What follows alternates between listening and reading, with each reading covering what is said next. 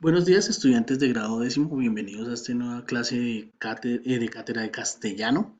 Para esta semana vamos a hablar un poco cómo era la vida en la América del siglo XX, cómo está determinada esa América Latina de este siglo, cómo nos podemos reconocer como americanos, ¿cierto?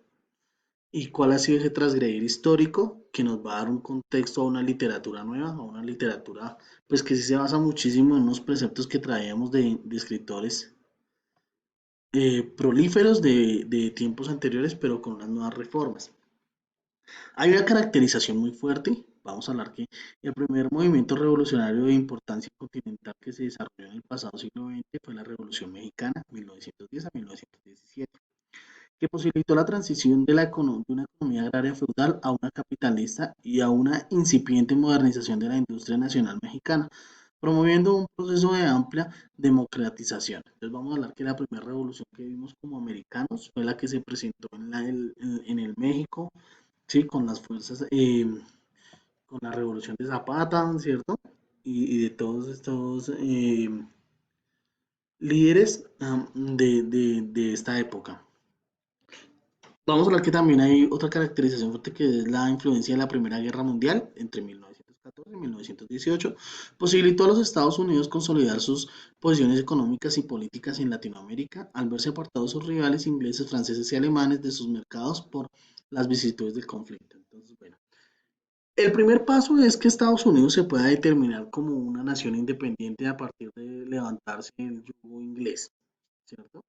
De ya no reconocerse más como una colonia inglesa, entonces que estas 13 colonias se reúnen y buscan esa forma de poder determinarse como una nación soberana, a través de la doctrina Monroe, a través de los preceptos de Lincoln, bueno, de todo este cuento. Pero entonces cuando se da la Segunda Guerra Mundial y se tiene ni siquiera cuando se tenía un ejército victorioso, estamos hablando del Tratado de Yalta. Yalta se reunieron y dijeron, entonces se sentó, ahí se sentó Stalin, se sentó eh, este borrachín inglés, mm, Churchill, sí, se sentó, todos Roosevelt se sentaron y dijeron, bueno, ¿cómo nos vamos a repartir el botín de la Segunda Guerra Mundial? ¿Cómo vamos a dividir esa influencia económica que nos va a quedar? Entonces Francia dijo, bueno, esta parte, Rusia dijo, no, yo voy a coger aquí la parte de Alemania occidental, oriental, ¿sí? Y solamente Estados Unidos dijo, no, listo, tranquilos, a mí déjenme de mi potrero hacia abajo, de América hacia abajo. Ya sabían que América era una tierra próspera y que allá iba a haber mucha cantidad de explotación. Después del yugo español, después del saqueo español, nosotros pasamos al saqueo inglés. ¿Sí? Ahí los ingleses empezaron a saquearnos y a llevarse pues todos estos beneficios. Entonces, eso es otra caracterización fuerte. El triunfo de la Revolución Socialista de octubre en Rusia en 1917, encabezado por Lenin, incentivó al movimiento obrero en todo el mundo, constituyéndose numerosos partidos comunistas en América Latina afiliados a la tercera internacional comunista. Esa tercera internacional comunista fue la que nos dio lo que nos quedó después de la revolución de los bolcheviques en Rusia, bajo los preceptos de Lenin, que después van a ir, la influencia de Marx, la aplicación de Lenin, ¿sí? Y también viene Stalin y también viene Nikita Khrushchev, ¿cierto? Todo esto va a terminar influenciando demasiado a América Latina. El primer país fuerte en influenciarse en esta revolución comunista va a ser Cuba, ¿sí? Y después de Cuba va a venir un ejército y se va a formar una cantidad de guerrillas en Latinoamérica que van a luchar como la del Perú, en Uruguay, en Colombia, ¿sí? Vamos a tener esa influencia pues por la caracterización que nos ha entregado este movimiento y esa influencia comunista. Eso en cuanto a nuestra caracterización. Hay una repercusión de la Segunda Guerra Mundial, es decir, la Segunda Guerra Mundial y la entrada en Estados Unidos en la misma implicaban para América Latina en el terreno económico la posibilidad de comenzar un proceso de sustitución de importaciones, favoreciendo una industrialización incipiente, no obstante la deformación estructural de las economías y su marcada dependencia del mercado exterior. O sea, empezamos a sacar nuestros alimentos, a mirar que afuera había un mercado que nos podía favorecer, pero que no éramos competentes para combatirlo. Y cuando empezamos a hablar de industrialización, nosotros nos arreglamos un poquito del precepto agrícola, del precepto agropecuario para tratar de industrializarnos pues no hemos sido competentes frente al tema. En el terreno político, los países latinoamericanos se alinearon junto a los aliados frente al fascismo, produciéndose la movilización de fuerzas militares latinoamericanas hacia Europa como parte de los contingentes norteamericanos, lo que contribuyó a la politización de sus efectivos con orientaciones ya fuesen de izquierda o derecha. Entonces también, muchas de las personas que están en América Latina se fueron y se unieron a los ejércitos estadounidenses que después ellos mandaron como agregados pues, para los conflictos que se presentaron durante estos tiempos y las diferentes guerras afrontadas. Lo que hace es que este tipo de violencia, sí, dependiendo del ejército que usted se una, iba desarrollando esa mentalidad que ya teníamos desde la Revolución Francesa llamada de izquierda o de derecha.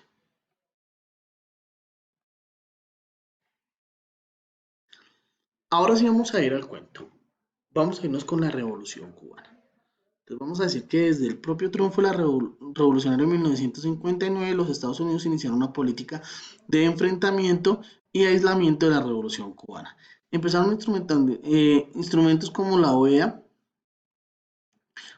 Cuba es expulsada de este organismo en 1962 y lanza la Alianza para el Progreso durante la Conferencia de Bogotá en 1960, proponiendo ayuda económica a cambio de excluir a Cuba del sistema interamericano. Entonces ustedes dicen, no, Cuba está en una dictadura, no, Cuba está en un bloqueo. Entonces, todo el país que se atreva a ayudar a Cuba o hasta hablar relaciones económicas con Cuba, para ese entonces iba a tener un bloqueo por parte de Estados Unidos. Entonces, como Estados Unidos era la potencia, eso iba a posibilitar el progreso en la isla. Los créditos suaves otorgados bajo este programa marcaron el inicio del proceso de endeudamiento externo creciente de los países latinoamericanos. Todos los países latinoamericanos tenemos una deuda con el Banco Interamericano, que lo vamos a llamar el BID, ¿cierto?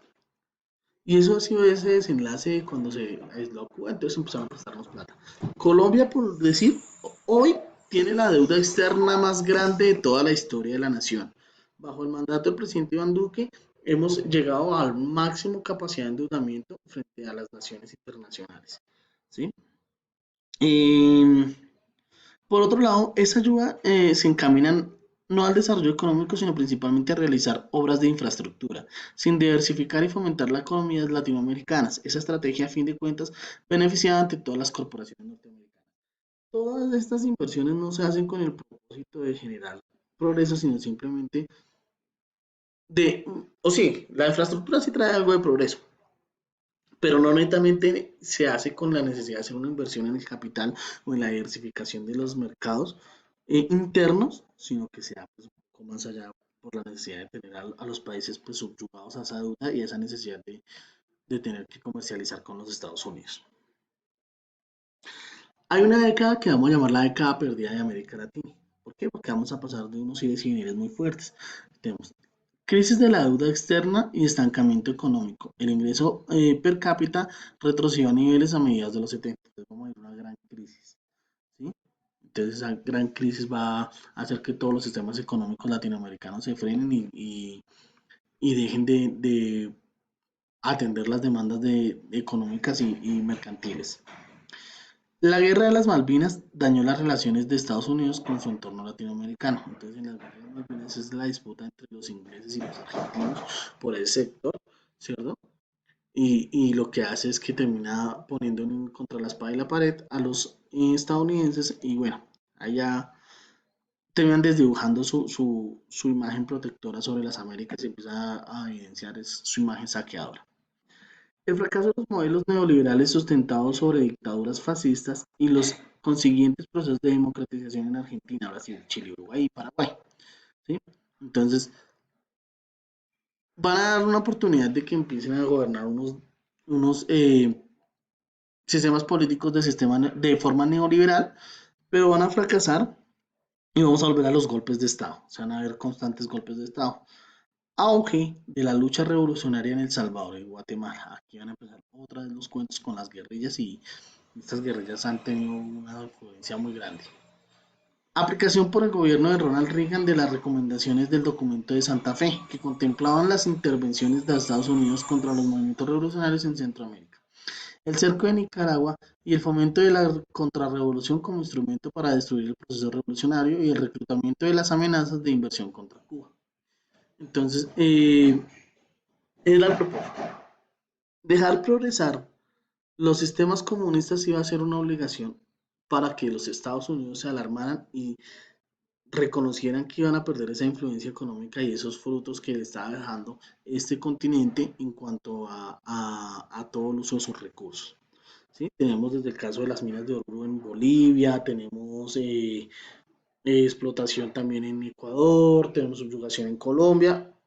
De todas las naciones latinoamericanas, la que más ha estado ahí subyugada hemos sido nosotros, los colombianos, a las pretensiones de la economía estadounidense. Hay unas influencias enmarcadas del socialismo y el neoliberalismo.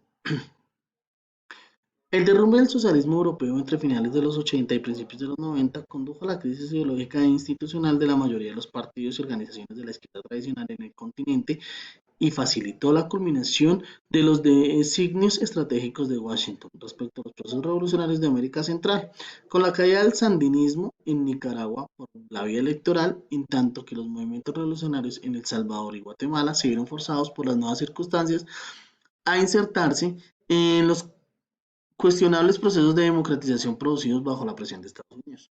Aquí hay una película muy fuerte sobre este proceso que se enmarca en este tema. ¿Ustedes han visto la película Voces Inocentes? Habla sobre cómo se subyugó esa revolución, ese intento de revolución en Guatemala, en Salvador, ¿cierto? Eh, cómo se pinta que el ejército en muchas ocasiones no llegó, o los estadounidenses no llegaron a proteger la comunidad, sino más bien a todo precio tratar de acabar estos focos de revolución y cuántos niños se vieron involucrados y demás. La globalización como fenómeno objetivo en el desarrollo de la sociedad, señalando la interpretación neoliberal de ese proceso. La globalización no surgió en ese momento, solo se hizo más explícita. ¿Sí? Entonces, esa necesidad. La globalización la ha determinado los sistemas capitalistas. Ningún otro sistema ha podido determinar esa participación de globalización. Renacimiento a finales de la década de los 90. Después de esta década perdida de América Latina, vamos a encontrar que se resurge el panamericanismo impulsado por Estados Unidos, que se tradujo en la proyección de mecanismos de dominación económica como la ALCA. La iniciativa para la cuenca del Caribe, el comercio de América Latina del Norte, Estados Unidos, Canadá y México. Nosotros también nos metimos en el cuento de los tratados de libre comercio, pero eso no nos ha traído ningún tipo de progreso. ¿Sí? Quiebra las estructuras socioeconómicas tradicionales de algunos países, Argentina, México y Ecuador. Incremento de la inestabilidad sociopolítica hasta el punto de la ingobernabilidad, Argentina. El cuento de los Kirchner, el cuento de, sí, de todos estos gobiernos que han venido de izquierda y derecha disputándose las formas como se pueden administrar los países. La crisis financiera en México de 1994 y luego en menor medida en Brasil y posteriormente en Argentina. Nótese la diferencia de posición entre Estados Unidos frente a la crisis de México y en Argentina. Bueno, todo esto nos va a desenlazar en que quedamos inmersos en unos sistemas que no hay un progreso determinado. Este es todo el contexto y el marco que nos va a dar a entender cómo vamos a determinar la literatura del siglo XX en América Latina. ¿Cómo vamos a hablar de esa literatura contemporánea y cómo la vamos a comprender? Me voy a quedar con ustedes si tienen alguna buena inquietud. Regálenme un segundo mientras pongo a descargar el video.